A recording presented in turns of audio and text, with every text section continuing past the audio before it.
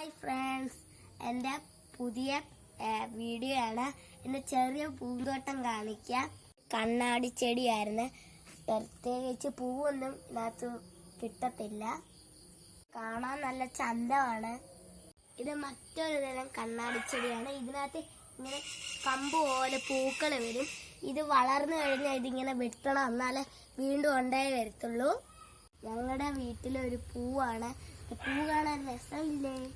ഇത് നിങ്ങൾക്ക് എല്ലാവർക്കും അറിയാവുന്ന തെച്ചിപ്പൂവല്ലേ? ഇത് ചെടിച്ചട്ടിയിലാണ് വെച്ചേക്കുന്നത്. ഇത് മുത്തശ്ശൻ ഒരു ചെടി വെച്ച് കവർ ചെയ്തേക്കുക. ഇത് ചെടിച്ചട്ടിയിലാണ്. മിക്ക വീടുകളിലും ചെടി കാണുന്ന ചെടിയാണ്. ഇത് മഴയത്ത് ചെരിഞ്ഞു പോയ ഒരു ചെടിയാണ്. ഇതിങ്ങനെ വെള്ള പൂക്കളുള്ള ചെടിയാണ്. കണ്ടോ? മുള്ളൻ ചെടിയാണ്. എല്ലാവരുടെയും വീട്ടിലൊക്കെ കാണാറുണ്ട്. മുള്ളൻ ചെടിയാണ്. പൂവിന്റെ പേര് ഗന്ധരാജൻ.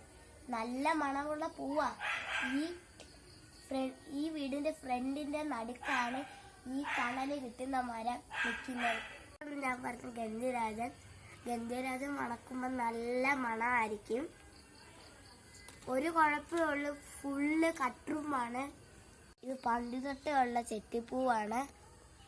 ഇത് വേറെ ഒരു തരം ചെത്തിപ്പൂവാണ്. ഇത് നിലത്താ ചെത്തിപ്പൂ നട്ടേക്കുന്നത്. ഈ ചെടിയുടെ പേര് അലോവേറ എന്നാണ്. ഈ ചെടി മുള്ളുള്ള ചെടിയാണ്. ഇഷ്ടപ്പെട്ടെങ്കിൽ ലൈക്ക് ചെയ്യണം, ഷെയർ ചെയ്യണം. അടുത്ത വ്ലോഗിൽ കാണാം.